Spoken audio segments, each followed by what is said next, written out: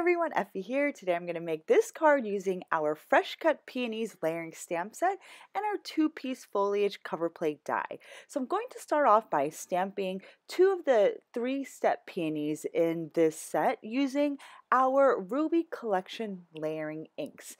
I'm stamping on some regular white cardstock for today's project. The stamps in this set are really easy to layer. All you need to do is line up or match up the bottom edge for each bloom. And after you stamp the 3 layers, you get a gorgeous, realistic looking peony.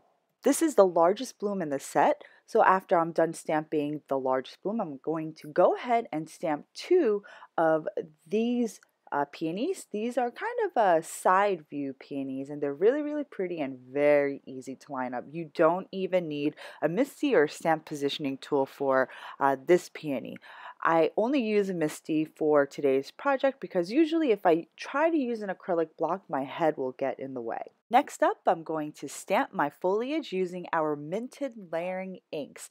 The first layer is our Lofty Mint, then our bright emerald, and then for the last layer, I'll be stamping in our hot tourmaline dye ink. I'm sorry for my dog in the background.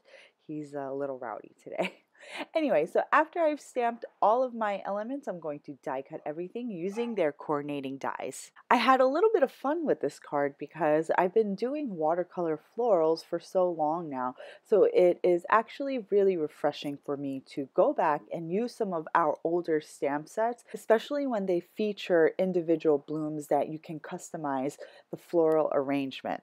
So after I finish die cutting my blooms and foliage, I'm going to create my own custom matte gold cardstock using our matte gold adhesive paper. I just adhered the gold paper onto an A2 size cardstock panel, and then I cut away from the actual adhesive sheet using an X-Acto knife. Then to get the jagged pieces off of my card panel, I used the largest die from our Double Stitch Rectangles large die collection, and this will give you a really perfect A2 size panel with some stitching on the edges. Then I took our two-piece foliage cover plate die and I die cut the pattern onto my gold paper. Next, I kept all the pieces within the frame, and then I adhered it right onto another A2 size card panel. So I'm using the two-piece foliage cover plate die. The cover plate die will cut your cardstock into 2 pieces, giving you an outer floral frame and an inner floral frame. For today's project, I'm just using the inner frame. After I popped out that inner frame, I took an A2 piece of navy cardstock and ran that piece through my die cutting machine with the large rectangle double stitch die. And then I adhered that floral frame right onto the navy card panel. Then I started arranging my peonies. I popped them all up using some dimensional foam tape. After I positioned the 3 blooms, I started positioning all of the leaves.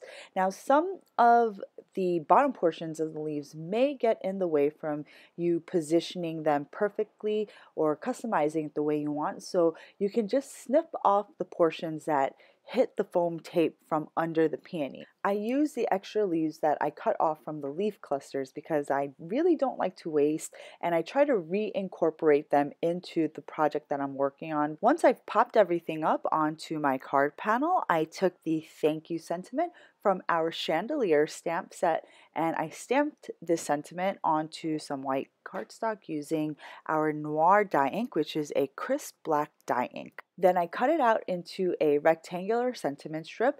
Next, I created a gold sentiment strip accent using the same gold adhesive paper that I used earlier for the floral frame. Then I adhered my actual sentiment strip onto the gold strip, and then I just cut off the excess. Next, I popped up the sentiment right on top of my peony clusters using dimensional foam tape. Then I mounted my panel onto a side-folding A2 base. Next, I added our clear rhinestones around my panel and I adhered them down with some multi-matte medium. Then I added tiny bits of enamel accent dewdrops just to give a little bit more texture to the card. And my card is now complete. I hope you all enjoyed today's project and video. Thanks for watching. I'll see you next time.